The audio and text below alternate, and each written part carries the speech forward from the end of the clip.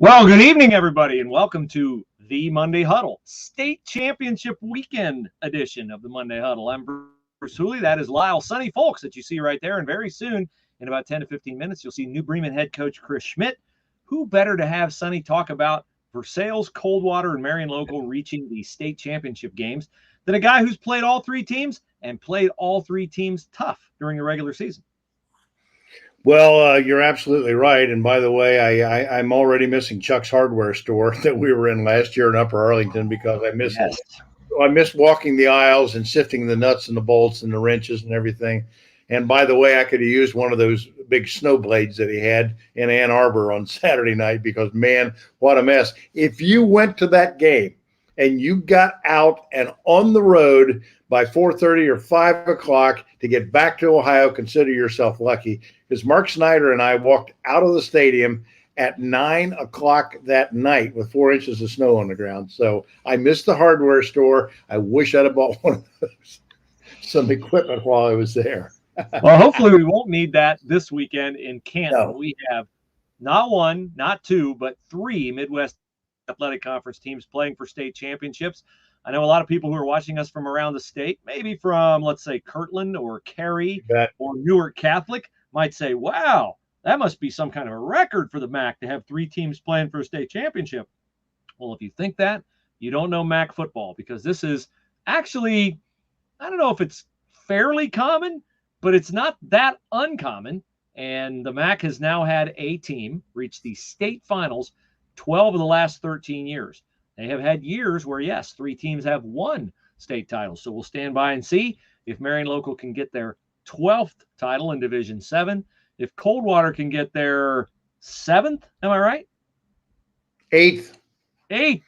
They're working on 8th this year. They're going for their 8th. This one would be a D6 title. And, of course, Versailles is going for its 7th in the playoff era, 8th overall. Right. Yeah. And, in 2014, we were there when Minster won in Division, I think it was Division VI, Marion won in Division VII, and Coldwater won in Division V. They captured 3 of the 7 titles. And I think it really kind of started a buzz around the state of Ohio with some people who said, hey, wait a minute. This is a dominant league in football, and I'm not sure this is a good thing to come to the state title weekend and win half the titles or almost 40% of the titles of the OHSAA. But again, in 15 and 16, they had a chance to do it. I know in 15, Coldwater won. I think it was maybe Fort Recovery that won that year. And Marion got beat by Kirtland in the title game. So they've been knocking on the door a couple of other times, didn't get it done. But in 2014, they actually won 3 of the 7 titles. Yeah, Marion Local, Coldwater, Minster. And the next season, Sonny, let's start in 2015.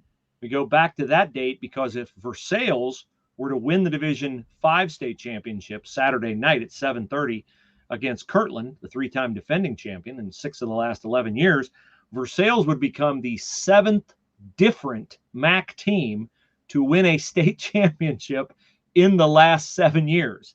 And those 7 teams would be Fort Recovery, Minster, Marion Local, Anna, Coldwater, New Bremen, and Versailles. So It's a great league. It's a deep league. It's a league that knows about winning. And Saturday is MAC Day at Tom Benson Hall of Fame Stadium, as it'll start with Marion Local against Newark Catholic at 10:30 a.m., Then we'll go Coldwater against the Cary Blue Devils at 3 p.m. And then it'll be Versailles and Kirtland wrapping it up at night at 7:30. And speaking of Canton, we hope you're there with us. We will be there all weekend. We're covering all 7 championship games. Free content for you on PressProsMagazine.com. You won't get the free content in the Canton Repository or the Plain Dealer or the Dispatch or the Cincinnati Enquirer, but you will get it live and in living color with the best photographs of anyone in the state of Ohio on PressProsMagazine.com. And we're partners with VisitCanton.com, where you can find all your dining, entertainment, and lodging options in Canton for the weekend. So we're looking forward to seeing you there. And let's get right to it, Sonny, and talk about the championship games of this past weekend. We had Marion Local moving on against Hopewell Loudon. We had Coldwater moving on against West Jefferson. And we had Versailles taking down Harvest Prep. Well, I don't think there was much doubt in the minds of a lot of people in this area that was going to happen.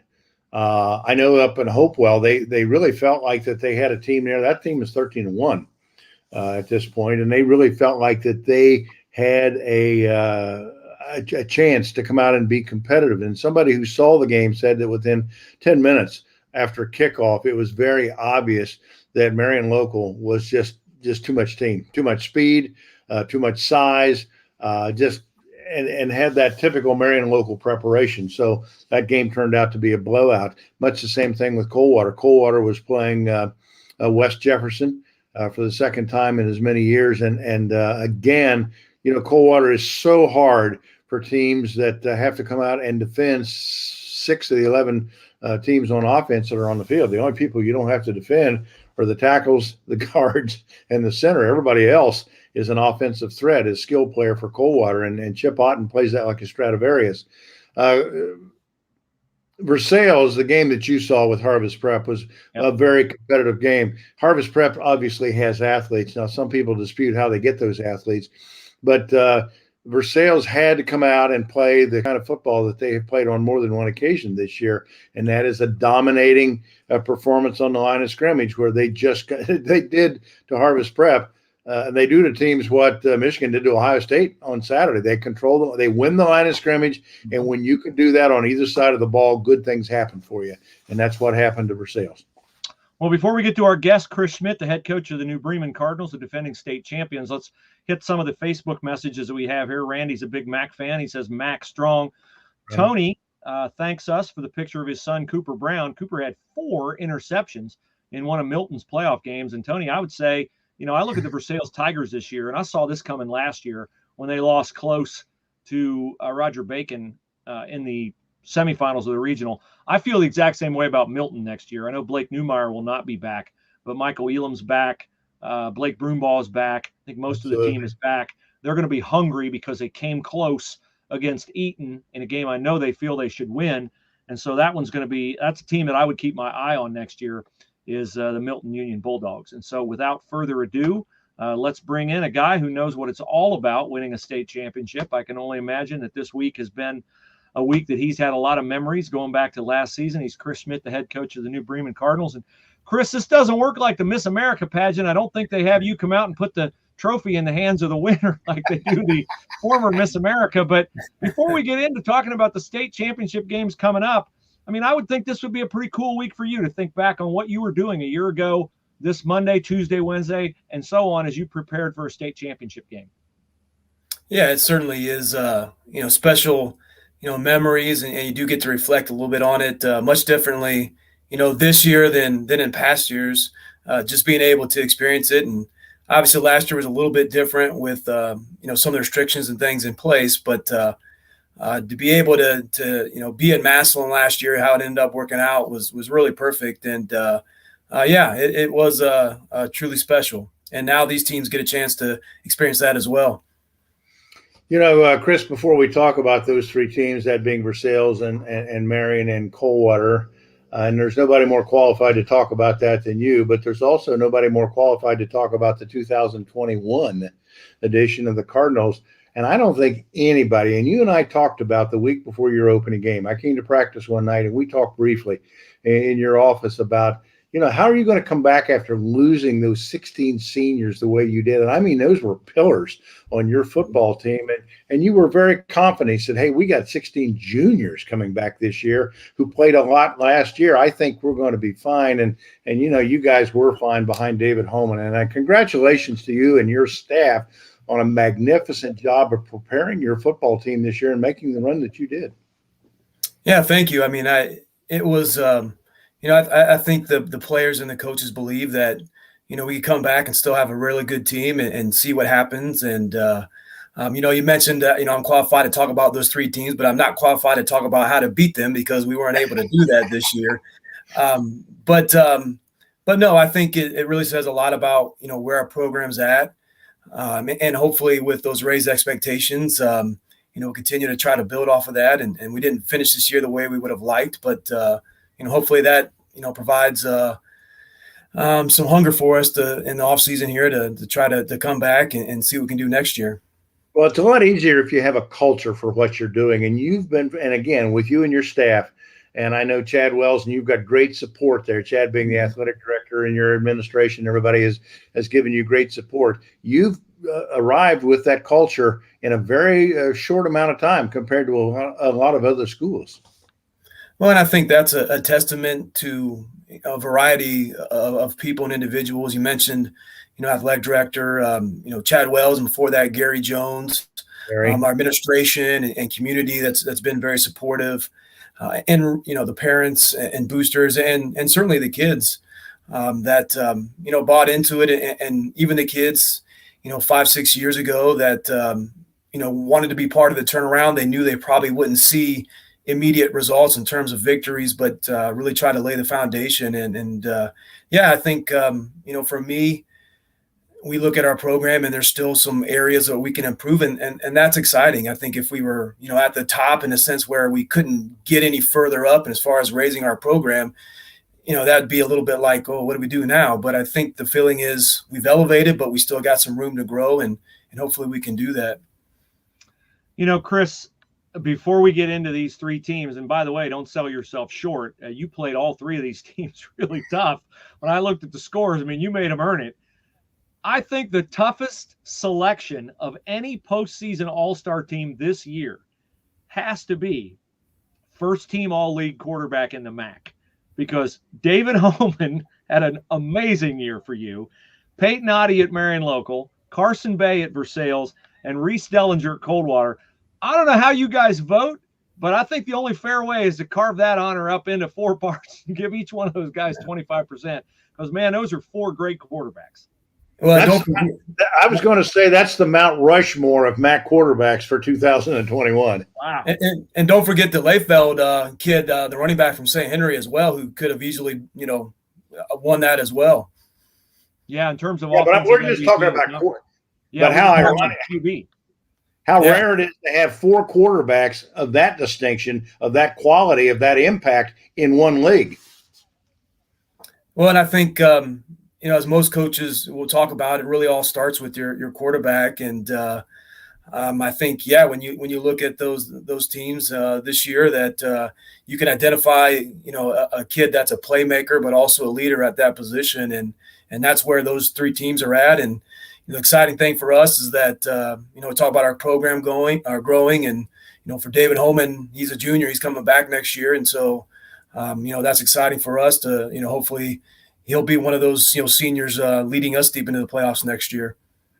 So, Chris, let's start with the first game that's going to happen on Saturday up at Tom Benson Hall of Fame Stadium in Canton. Marion Local going for a record 12th title. Flyers are undefeated. You made them work. 41-33 was the final in week 8. What kind of challenge, if you're the Newark Catholic coaches this week, you're looking at Marion Local on film, what are you seeing on offense? What are you seeing on defense? What's keeping you up at night? Well, I would think Peyton Oddie at quarterback is what would be keeping me up at night. That's, what kept me up at night, that week when we were getting ready to prepare for them. He's just and you can see that he's, just elevated his game even as the playoffs have gone on. And I think when he's playing well and confident, that just, everybody else on their team just feeds off of that. He's just, shown the ability to make plays. Very kind of reminiscent of, Mitchell Hayes for us last year, just, finding a way to make a play when a play is needed, and other kids just kind of rally around that. So it really begins with him. And, from a defensive standpoint, that's tough because they'll give you a lot of different looks, a lot of different formations. They'll go under center, they'll go shotgun. Nowadays, you usually kind of see a team's going to do one or the other, but they'll do both and do it pretty effectively. And that could put a lot of pressure on your defense to prepare for that.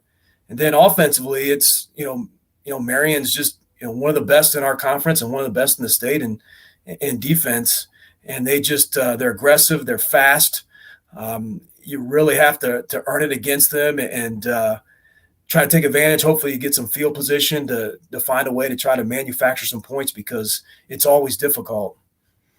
I can't think of another team that I watch year in and year out where the linebackers seem to be as impactful as what Tim has. I don't know who coaches linebackers there specifically, but they've got 3 really good ones this year. Mm-hmm. And I know Busher just came back after being injured, missing a significant part of the season this year. But he told me, I mentioned before the season even started, he said, the strength of our defense is going to be with those three kids right there. And by golly, when you look at what they did this year, week in and week out, they made it tough, as you just said, on everybody they played. Yeah, it's like I said, they're just, hard-nosed kids. When you look at the Meyer kid, who was a defensive player of the year in the MAC, he may not look at him and see, dimensions in terms of height and weight, but boy, he's a football player, and he attacks you downhill. And like you said, their defense just, in many ways, what they're going to do defensively. But still, it's hard to prepare for that. I think it would be hard for Newark Catholic to kind of mimic that. But I'm sure they'll try to do their best. And I really want to say, kudos, to Coach Goodwin and his staff, because, they do a good job every year. But this year, they were really hit by the injury bug at times.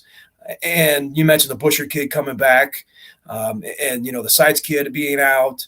Kyle Oddie. Kyle Oddie, thank you. The younger Oddie being out. It's just remarkable the job they did this year to kind of, navigate their way through some of those injuries, and the kids as well that had to step in and did a great job for them. Chris, I'm curious. You went to the state title game last year. You won it, your first time there. Coach Goodwin's obviously been there a lot. I think 11 titles, 3 runners up. Was that to you something that you felt like you had a really good approach, and having the experience that a Tim Goodwin brings to a state championship game, wouldn't be that big of an edge for a Marion Local against a Newark Catholic in this matchup? It obviously didn't hold you back at all last season. I think it just kind of depends on the situation. It was my first time, there, that's for sure. But, we had, like you mentioned earlier, a very, senior-led team, and even, again, a bunch of juniors as well. So I think we're an older team, and that helped maybe us navigate it. I think the other thing, too, is last year was so crazy in terms of, the situations. We were supposed to play in Columbus. Yeah. On Wednesday, and then all of a sudden, the following day we're going up to Massillon, and so it was almost new for everybody to navigate at times last year. So there's definitely, I would definitely think being there before would help, just in terms of you kind of know what to expect and you can relay that to the kids. But it still comes down to the kids out there on the field going out and executing and playing. And obviously Newark Catholic has a long history as well. I don't know the last time, they've been there, but, they've got some history they can draw on as well. Yeah, I said the other day they were Marion before Marion. I would like to ask you that when you play Marion Local or Coldwater, do you ever get the feeling that when you go out there to play them and warm up, that it's General Motors on the other side of the field, because they never get very high or too low. It always seems very corporate about the way they approach their business to go out and play. It's assignment football. Everybody does their job, and it does kind of seem like you're playing somebody like General Motors or Ford or some big company like that, even though it's a small school, in the way they go about their business.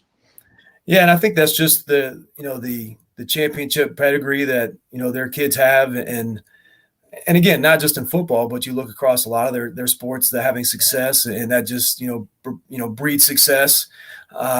But you're right. If you're going to the game expecting them to make a bunch of mistakes or kind of melt down, that generally is not going to be the case. You got to go out and execute well.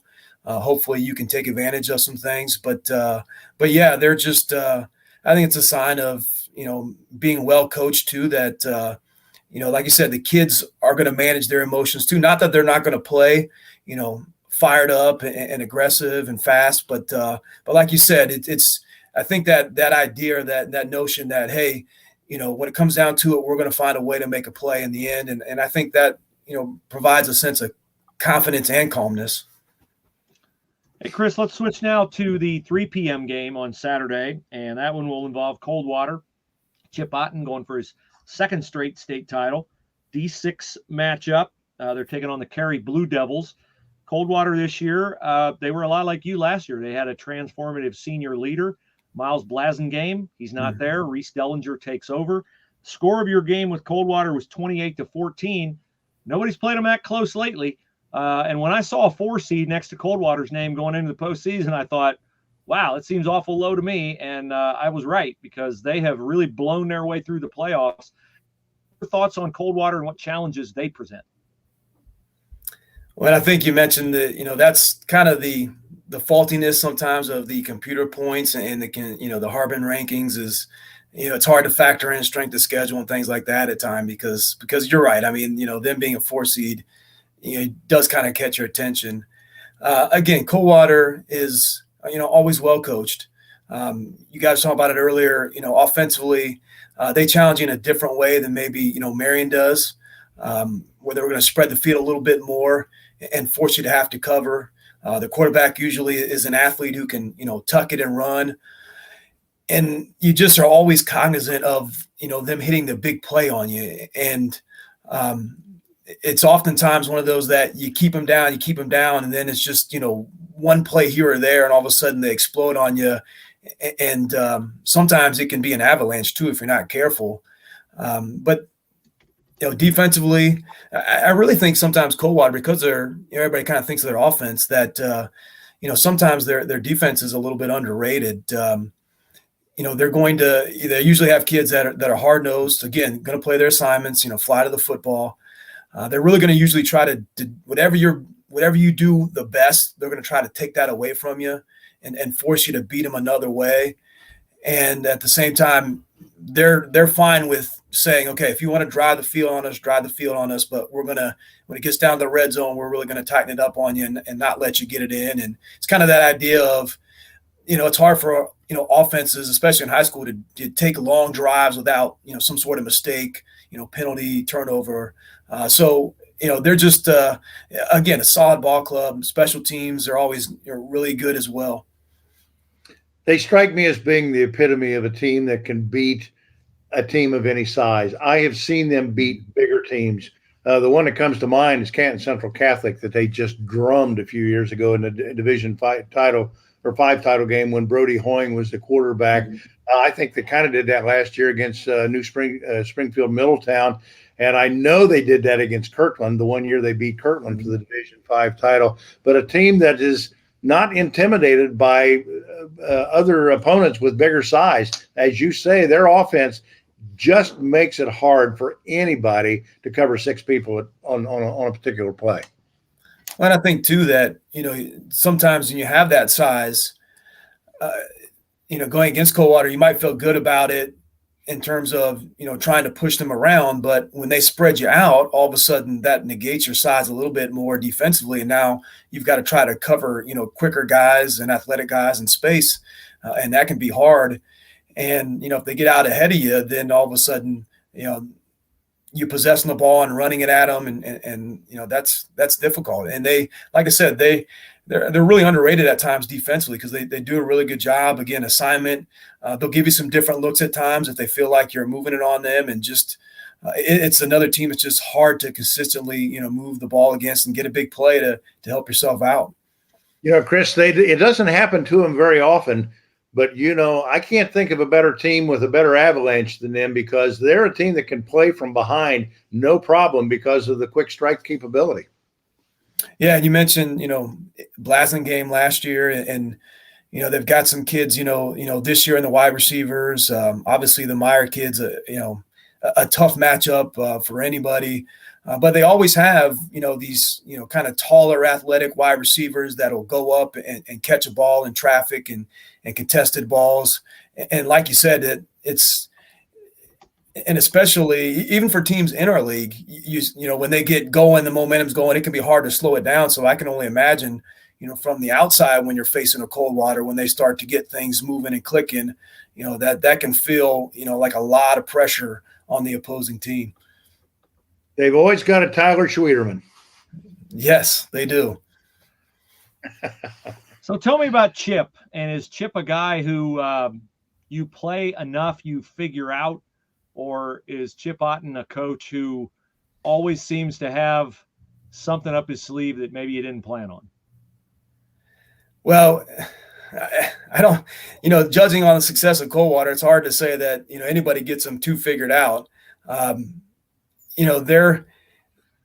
They always, I don't know. It's you play them enough that you have an idea what they're going to do, but it's one of those things that it's, easier said than done. They're going to spread you out. They're going to do some things to you. They're going to try to hit some posts on you and things like that. But how they mix it up and how they work it in, and they usually do give you a few wrinkles here and there, just enough to kind of keep you off guard, and then all of a sudden, boom, they hit you with that big play.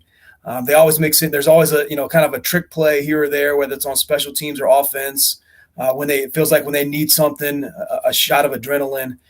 And so, Chip and his staff just do a really good job of, like I said, kind of scouting you and finding what you do good offensively, trying to take that away, but also defensively, where they think your weaker points are at.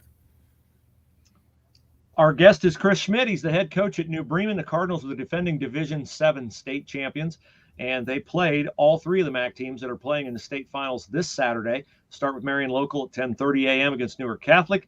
Then at 3 p.m., Coldwater against Cary. And then the nightcap, Versailles, a 5 seed, I believe, in Division V, Region 20. Versailles shuts out, not just beats, but shuts out the number 1 and number 2 seed in its region, and then takes down Harvest Prep in the state semifinals. And Chris, Versailles was beaten only by Marion Local this year. You gave them a very competitive game, 24-19 in week 6. They've been on a roll. They are a lot like you last year, a senior-dominated team that was building toward what we see in front of us right now. Your thoughts on Versailles, and particularly I'd be interested, they have been dominant on the defensive and offensive lines in the last 4 weeks that I have watched them in the postseason. I know Kirtland's great, 3 straight titles, 6 of the last 11 years, but those Versailles kids know that that's a championship that a lot of people in their community expect them to win every year, not just this year. So I don't think Versailles will be intimidated by Kirtland's success. We're talking about 2 schools. One, Kirtland, that has a current 56-game winning streak. Versailles, that's had in the past a 50, or I think Kirtland's 55 and Versailles had 54. Your thoughts on Versailles up front, and is that the key to their success? I really think it is. That game is really intriguing because I think you're talking about 2 teams that just plan on being physical and controlling the line of scrimmage. And so I'm really interested to see how that one plays out. But yes, I mean, Versailles is, big and physical. Coldwater has some size, but they're a little bit more on the, quick and athletic. Marion's kind of got a mixture of both of those, but Versailles is just big and physical. And as tough as Kirtland is, I would think Versailles feels pretty good about the matchup. I didn't get to see the Harvest Prep game, but that's the type of team that would scare me a little bit more if I'm Versailles, somebody that, again, is going to spread you out maybe and try to get athletes in space. But if you're talking about you just want to run it at us, I would think Versailles is okay with that. I think that was kind of the toughest thing about facing them. I mean, Versailles always has some big kids, but those big kids this year move really well. And it's one thing to have big kids. It's another thing to have big kids that move well. But when you're talking about like the Tayo kid who's, 265 or whatever, a couple of other guys that are pushing 250 that are able to move and make plays, boy, that makes it really hard on you, as an offense and, as a defense, when they just start coming downhill at you. At least for us, it was tough. We tried to stand in there as best we could, but there was times they just pushed us around. So yeah, I think the key to that game is definitely going to be whoever establishes themselves up front of the line of scrimmage. The other thing about Kirtland is you have to respect is if you do challenge them up front, and I know Ironton tried to do it last year for the first 15 minutes of the first half, and we're reasonably successful. But Tiger Laverty's always got the skill guys that can beat you downfield, and he can go over your top and beat you that way. I think that Versailles probably feels pretty good about their athleticism in being able to cover those people in the secondary. Yeah, and that's, and I think that's, again, like you said, that's been part of their success too, is that they're not just while it may start up front, they've got some athletic kids that can make plays as well. So yeah, that ought to be a great matchup. Really intriguing. You mentioned the history Kirtland's on right now, but obviously Versailles has a huge history of their own, and I'm sure their kids and community are excited to be back in the state title game. Can't be a bad thing to have a couple McElDownies either. No, I mean, I don't know. I mean, how many are there? I know that's what I said. There's another one. It's like, oh my gosh. But they're, good, hard football players, hard-nosed kids, scrappy kids. So nothing but respect. But you're right. It's like, how many McElDownies are on this roster? Yeah, it's funny. Friday night or Saturday night, Eli had a big fourth down catch, and Noah had a big fourth down catch, and I can't remember which one of them caught the onside kick, but it was number 4. I know that. I apologize for not knowing those two apart. And then Chase McElDownie's their place kicker, and he's missed one extra point all season. So your point about the McElDownies is well taken. But, Chris, Coach Maddox from Preble Shawnee, we got to talking after their game, and he said they won the game up front. They pushed us around, but he said, don't kid yourself. He said they've got team speed. And when you talk about a guy like Jack Osborne, he can get out quick on you on that edge.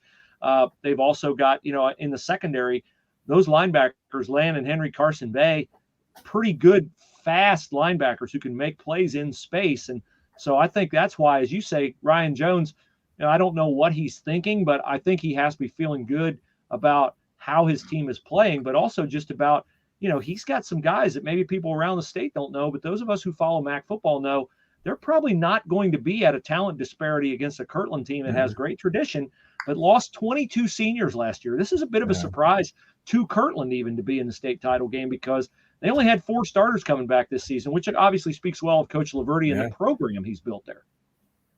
Yeah, it's there. Like I said, it was, we got 19 points against them, but we had to earn every single one. And really, David Holman made some big plays for us and just kind of scrambling and throwing some balls and receivers catching because we really couldn't run it against them at all. And it was a challenge. And you mentioned, Carson Bay. I mean, here's a kid that, again, you talk about a solid, leader.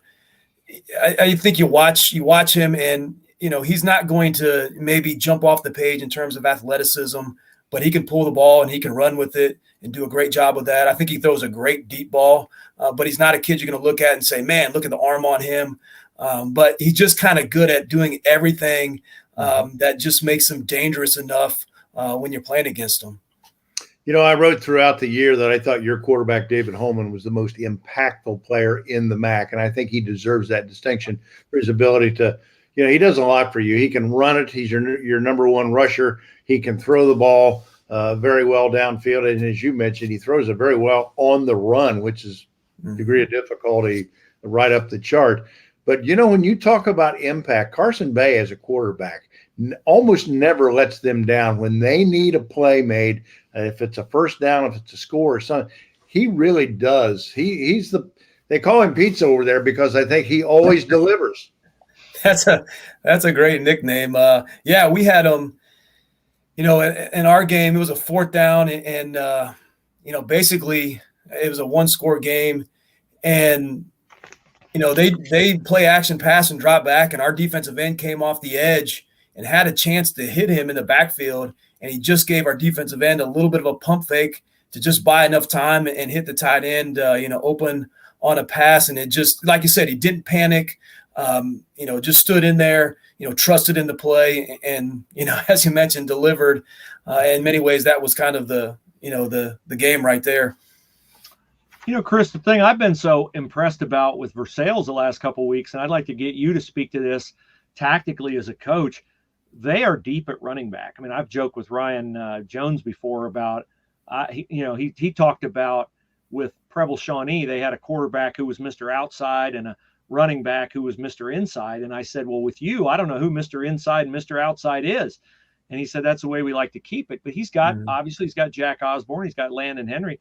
I think their 3rd team running back, Gabe Thompson, could play a lot of football for a lot of teams. And their fullback is a really good football player, Titus Garrett. But these last few weeks, they have really run Carson Bay a lot. And he had 181 rushing against Harvest Prep. Talk about the stress that puts on a defense when you've got sometimes single back, sometimes 2 backs, sometimes they'll go wishbone. And one of their most effective plays now is Carson fakes that toss sweep, and he tucks it up under his arm, takes off. They use that to get the 8-yard gain at the end of the game that put it away against Harvest Prep. Well, I think anytime you've got a quarterback that can tuck in and run, it just puts an extra, set of challenges on the defense.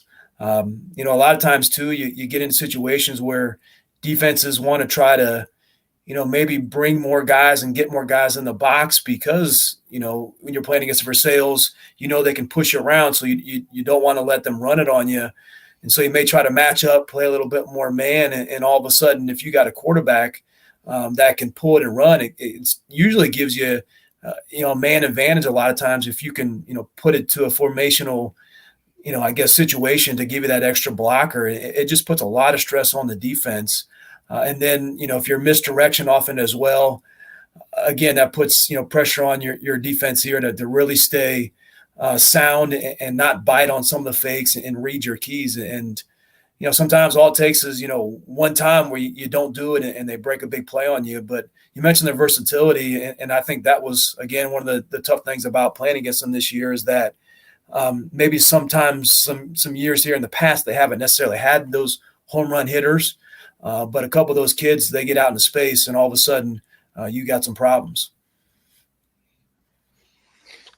I'm interested every year to ask coaches who have been there, and you were there last year and won the Division VII. If you go back to the state tournament, do you, as a staff, do you go there just in case they need somebody to present the tiara to the new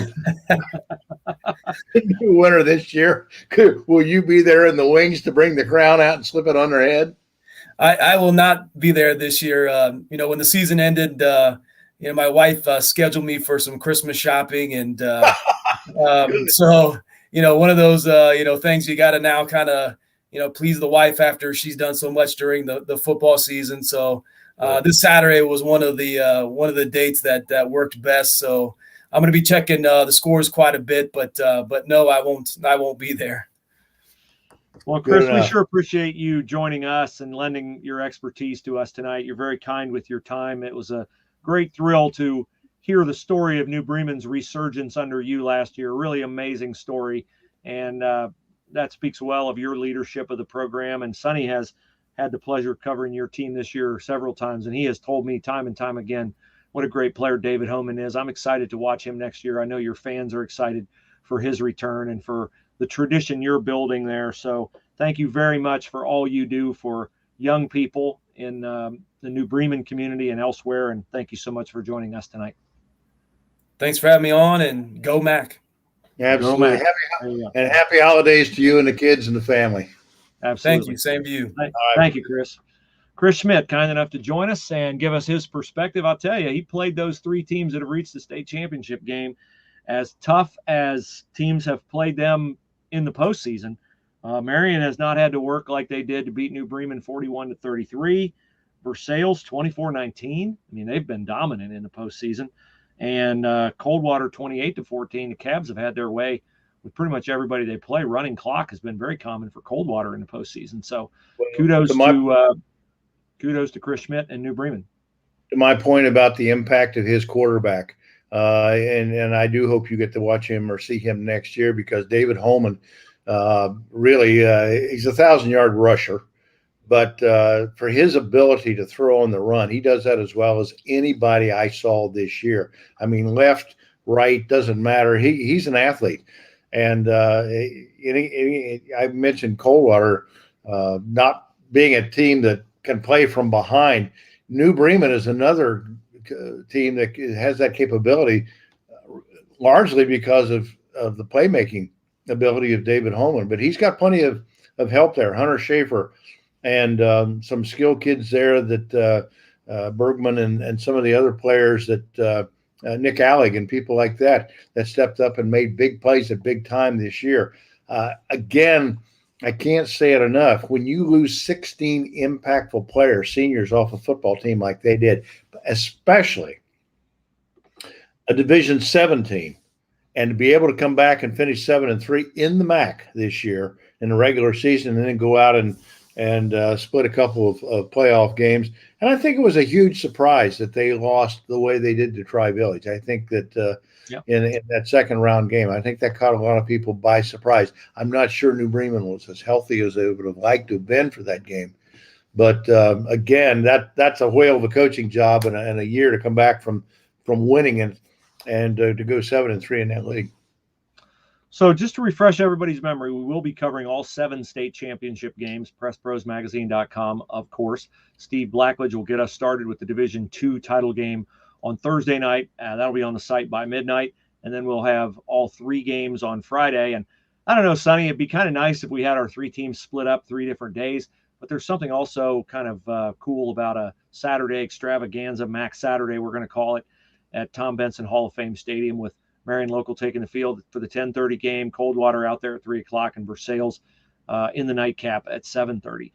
Kim on Facebook says there's nothing better than the MAC. Well, you can say that again because they are, 26-10 in championship games since 2003. Tanya says MAC ×3 Tiger Ball. Greg, he wants 3 titles for the MAC. And Keith, he's a bit of a killjoy. He says, as you know, I'm a big MAC fan. Having said that, I'm thinking only two, Sonny. Only 2 state championships this year. Marion and Coldwater are a lock, but I think Versailles will have their hands full. Hope I'm wrong. Well, that's the game I think that we're most intrigued by is Versailles and Kirtland, because you have to respect what Kirtland has done over the past decade. Well, I think you also have to respect, and to Keith's point, I mean, he's a former football coach that I know at New Bremen. You have to respect the law of averages. I said this last week or for the last couple of weeks about Ohio State and Michigan. And, it also makes you all the more impressed with the fact that, as you say, the 26-12 mark that they've had in title games over the years since what year did you say? 2000 what? 2003. 2003. They have defied the law of averages time after time after time after time, which says nothing more about than they're just well prepared, well coached, great athletes, great expectations, traditions, legacies, all that kind of thing, and support, community support. The one thing about Saturday that is a huge break for the OHSAA, because MAC schools tend to show up in force to support other MAC schools playing. I don't know what their expectations are attendance-wise. I hope it's good because it is nobody does a better job, I think, than the Ohio High School Athletic Association in staging the state football championship. I've been to games and tournaments in other states. It doesn't compare to what Ohio is. Mm-hmm. But to have 3 MAC teams playing back to back to back, that's good for the turnstiles. And I would expect and hope that those communities come out in force this year and support those 3 communities. All right, so I want to press you on your law of averages theory, all right? Because I was thinking about this today because you told me before the Michigan-Ohio State game that the law of averages was eventually going to favor the Wolverines. But here's what I want to know. Why does the law of averages never work when it's Ohio State and Rutgers or Ohio State and Maryland? So that's my issue with the law of averages, is that the other team has to have talent for the law of averages to kick in, because it never seems to kick in for the poor Scarlet Knights from Piscataway. Well, he explained to me why. I think it was Urban's last year when they barely beat Maryland. I think Maryland put almost 50 points on them. And I mean, they got out of that game with their lives. They came that close. And so, again, the law of averages, it's I wrote a column today where I said Michigan talked about Michigan being desperate to win on Saturday. That game meant more to them simply than the game meant to Ohio State. Ohio State wanted to win it. Michigan had to win that game. From the last guy on the roster to the last guy sitting at the top of the stadium, everybody there was tired of being pushed around by Ohio State, tired of having their nose rubbed in it, tired of the rivalry being mocked by people who said it isn't a rivalry if one team's not competitive. They'd had enough of that. I think Ohio State probably, I won't say that they were complacent necessarily. I mean, it meant to them, and to a man, I know they all wanted to win that game, but to a man, Michigan had to win it. They had no other choice. And that's why I say, well, when you're in that position, the law of averages is hard to beat. All right, so does the law of averages, or what law does apply to these three MAC teams going for a history matching triple on Saturday? Who do you like, and why do you like them? And will we see a reincarnation of 2014 when Coldwater, Minster, and Marion Local all came home with the championship? All right, you want to start with Marion Local? I like Marion in that game. The reason being was I remember the 2012 title game with Newark Catholic. And Newark was, I think at the time, and I don't remember specifically, but I think at the time that Newark Catholic was favored in that game because I think they had a lot of upperclassmen, a senior-dominated team, a very confident team having played. Newark Catholic doesn't play just Division VI and VII schools. They'll play anybody they can play to prep, to get non-conference, to get prepared for the postseason. They'll take on all comers. They have won 8 state titles in football. Mm-hmm. And I remember so well that Marion had a running back named J.C. Gettemiller, featured running back, 1,000-yard runner. And he hurt a knee in the first quarter. And they put a freshman back there named Hunter Wilker to play in his place. And they didn't miss a beat. Just assignment football, execute, do your job, very confident. Like I said, it's like playing General Motors, just on both sides of the ball. And I think the fact that they're this close, and I asked him this in August, I said, does the 12th title mean that much to you, given the fact of what it means? It is the crown jewel of Ohio high school football records. And he said, heck yeah. He said, if you're that close, you might as well go do it. And I think that's a strong motivation for them. I don't think it's going to get in the way of them going out and executing like it does for some teams. I think some teams get so fixated on a record, they forget to play football. I don't expect that to happen to Marion. Well, I don't either. And the reason why is just because, I told you last week before their game with Hopewell Loudon that Hopewell Loudon on video and their numbers they look scary to me. They could pass it. They could run it. They were very balanced. They had about 2,000 yards in both. And I thought, Marion was Peyton-Otti, and they've got a lot of injuries in the backfield. And I didn't know if the Marion defense could deal with Hopewell Loudon. Well, it was a walkover. And that was the last thing I needed to see. I think Marion Local's been on a mission ever since they lost to New Bremen last year on that block punt. I expect them to win the title on Saturday. I expect them to be focused. You talked about with Michigan expecting to win. I think Marion Local expects to win, but I don't think they're overconfident. And I would say too, Sonny, I've had very minimal interactions with Tim Goodwin over the past 2 years, and I kind of viewed Tim, and I don't know him nearly as well as you do, as a little bit guarded. I find his acknowledgement that this 12th title means a lot to him and means a lot to his players and means a lot to his community. I find his acknowledgement of that extremely refreshing. I think that's just a very confident but not cocky person who can say, sure, we absolutely want to win it. I love that he doesn't say, oh, well, they're all special in their own right, and I can't pick a favorite. All those bromides that coaches throw out. And I there's an element of truth in all those, but I just find it very refreshing that Tim Goodwin is not afraid to say, yeah, we really would like to win a 12th title. I mean, it's nice to have 11. It's nice to share that honor with Cleveland St. Ignatius. But if you're that close to the top of the mountain, doggone, take the final steps and plant that flag up there and be the record setter. And I think it's awesome that it's a legacy program like Newark Catholic. I said before, Newark Catholic was Marion Local before Marion Local. Newark Catholic with, J.D. Graham used to dominate small school football in the state of Ohio. I just think it's remarkable that Marion Local won the MAC, defeated Coldwater, defeated Versailles, and is the D7 team playing for the title on Saturday. So hopefully one of us is writing about that championship on Saturday after that 10:30 kick. I think the OHSAA makes such a big deal out of their slogan about respecting the game. I think from a different perspective, there is no greater respect for the game than Tim Goodwin or any coach saying, yeah, I want that title. Mm-hmm. Ohio football is so much a part of the culture of this state, that we respect it to the point where we want that 12th title. We want the distinction of being the all-time leader in titles. That is the ultimate. If you're a competitor, if you've played, if you've ever won anything, that is the ultimate respect for the game. We want to be the leader in the clubhouse.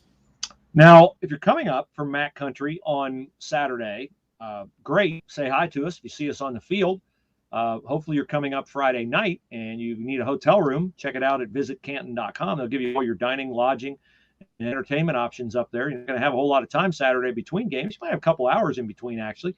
But check out visitcanton.com. They're the presenting sponsor of the Press Pros Huddle Show and a great sponsor during the football season. We appreciate their sponsorship very much, and we hope that they're a partner of ours for years to come, as this is the first of a 3-year contract for the title games to be played at beautiful, remodeled Tom Benson Hall of Fame Stadium. That's the other thing, Sonny, that we haven't talked about. This is the field where they play the Pro Football Hall of Fame game. These young men are going to get a chance to play on a field where NFL players have played, and right by the highway, and it's just a phenomenal setting. It's where the legendary McKinley Massillon game is played. So this is just a historic site, and I just think it's a phenomenal venue, and the weather will be great. I just checked it, 41 for the high, 26 for the low, minimal chance of precipitation, partly sunny, so it's really going to be a great day, and we hope we see all our MAC friends up there on Saturday. So let's switch to our 3 p.m. kickoff. Coldwater going for back-to-back titles in Division VI. Not a rematch. I thought we'd get New Middletown Springfield and Bo Brungard, the guy who really Coldwater had all their hands full with last year, but they lost to the Cary Blue Devils in the state semifinals. So it is Cary against Coldwater. Your thoughts on Chip Otten's crew, a 4 seed, but they have blown through the postseason. Well, first of all, Cary's 13-1, I think, going into the game, and the one game they lost was to a team called Loudon, which Marion dispatched last week. Again, I like Coldwater. And the reason I like Coldwater is I don't think this is as big and physical a team as some that Chip has had in the past. I don't think that matters one iota to him. Again, you don't see very many Division 5, 6, or 7 football teams in Ohio where you have to go out and they can strike the fear of God in you with the 6 guys that aren't down linemen. I mean, the quarterback, the split ends, the tight ends, the running backs, they're all capable of making a play in open space. And I don't think there's anybody who's done a better job in his tenure as coach of perfecting the ability to get the ball into the hands of the playmakers than what Chip Otten and his staff have done. And I thought Coach Schmidt did a great job there of also giving proper credit to their defense. You don't think about Coldwater for their defense because they never have that one standout guy like a Gabe Powers, for instance, the linebacker at Marysville. It's going to Ohio State next year. They don't have those kind of – they have in the past. They had Ross Holman a few years ago. They've had that kind of player. But typically year in and year out, they just run to the football and make plays. They're physical, maybe a little bit undersized, but by the time they beat on you for about 24 minutes in a football game in that second half, if you're not well out and distance yourself from them, you're in trouble because, you know, they're in your head and you know that they're there for all 48 minutes. So they're a team that can play from behind if they have to. We saw them do that last year when they were down a touchdown, and he kept that play in his pocket, finally hit the skinny post to number 19. I think his Ruenkamp maybe I don't remember his name. Tyler Ruenkamp maybe. Don't want to get his name wrong. Tyler Muhlenkamp back this year, and he hit that play down the middle of the field to tie the game. And, you know, it doesn't bother them to be behind. No. Conversely, if they get out ahead of you, they're one of the best front runners that I remember seeing in area high school football. So they've got big game experience. I said this so many times. The greatest high school game I ever saw was the year that John Reed beat Cardinal Mooney, because all the Mooney people at halftime were downstairs trying to make reservations to have a post-game celebration party. and they came out because they were ahead, and they came out in the second half. And John and the Cavaliers just took it to them and beat a team with 3 or 4 Division I recruits to go to play in college football the following year. So they've got the experience. They're well coached. They certainly have the confidence, and they certainly have the athletes to go out in the style of play to win against anyone. Well, you're right about New Middletown Springfield. They lost to Cary 26-13. New Middletown Springfield is the team that took Coldwater right to the mat last year. Chip ran that jet motion with Zach McKibben to free up Muhlenkamp over the middle, and Miles Blasingame put it right on the money. And then, of course, Zach McKibben with a fantastic punt return at the end of the game where most of us didn't even think he'd catch the ball because he might fumble it and give New Middletown Springfield a field goal opportunity. I don't think that after playing New Middletown Springfield, you can be ready for the way Coldwater throws it, because New Middletown Springfield is a running football team. So that's why I like Coldwater in its state championship game. So that brings us to the 7:30 kick for Versailles Tigers against Kirtland. I don't know if it's an accident that the D5 game is last, but it's clearly a game that, everybody's interested in, because when you got a team, Versailles, that had at one point a 54-game winning streak in its past, and Kirtland is now on a 56-game winning streak. Kirtland's won 3 state titles in a row. Versailles, of course, did they win 3 in a row in the 90s?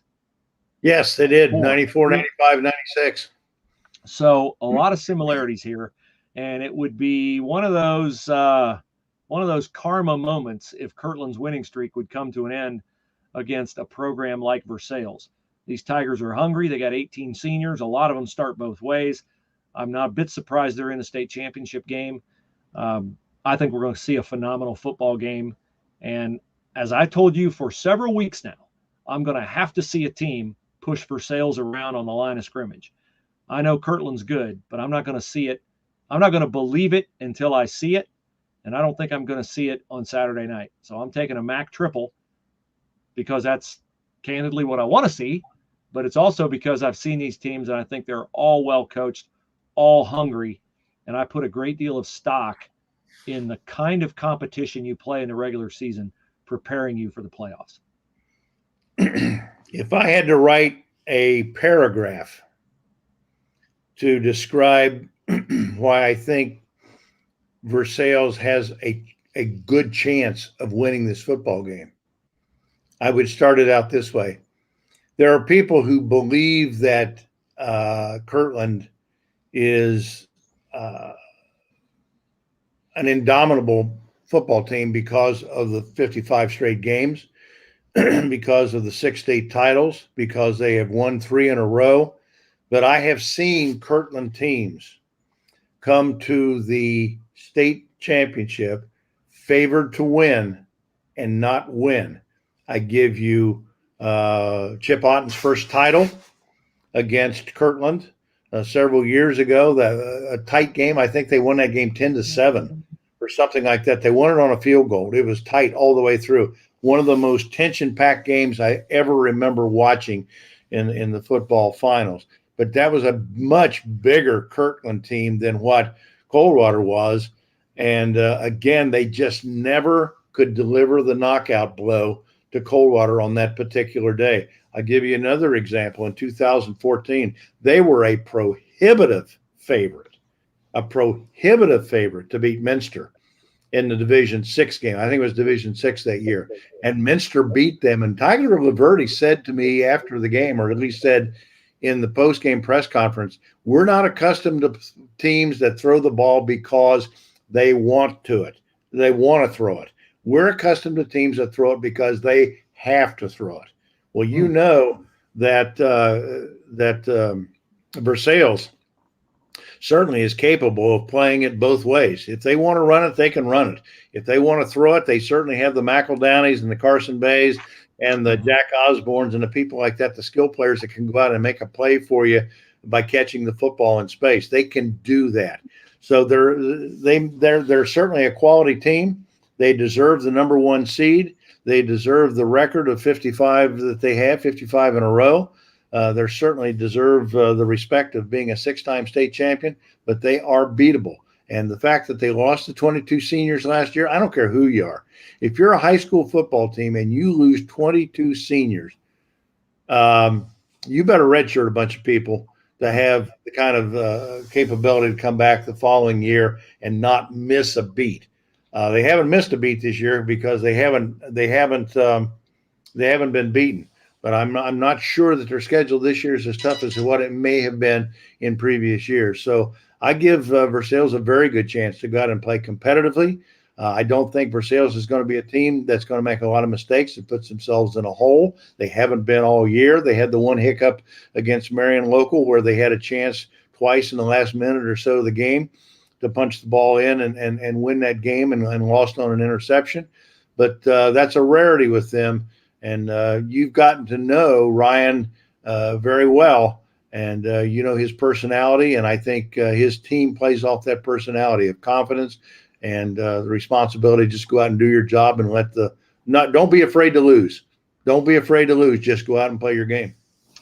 Yeah, and I'll say, last year I've worked a fair amount of my professional life in Cleveland, and I know a lot of guys in the Cleveland media, and they have always spoken extremely highly of Coach Laverty at Kirtland. And I was so impressed with them last year, the class with which they won that game against Ironton.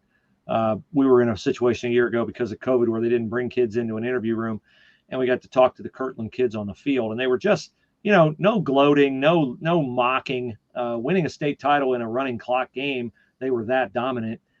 Sometimes kids, say things that, honestly, they kind of earned the right to say because they won the game in such a dominating fashion. But they have a class program. Versailles has a totally class program, both very experienced staffs. Ryan Jones is a guy who's conferred with Steve Nolan a lot on offensive concepts. Obviously, his father, Daryl Jones, a longtime coordinator at Wapakoneta and a head coach at Wapakoneta, handles the defense. They have made nice adjustments. They have not turned the ball over in a postseason. I think we're going to see a really good, hard-hitting, clean game. Somebody's going to make a big play to win that game. I don't know who it is. I hope it's Versailles. Because, they're the team that we cover.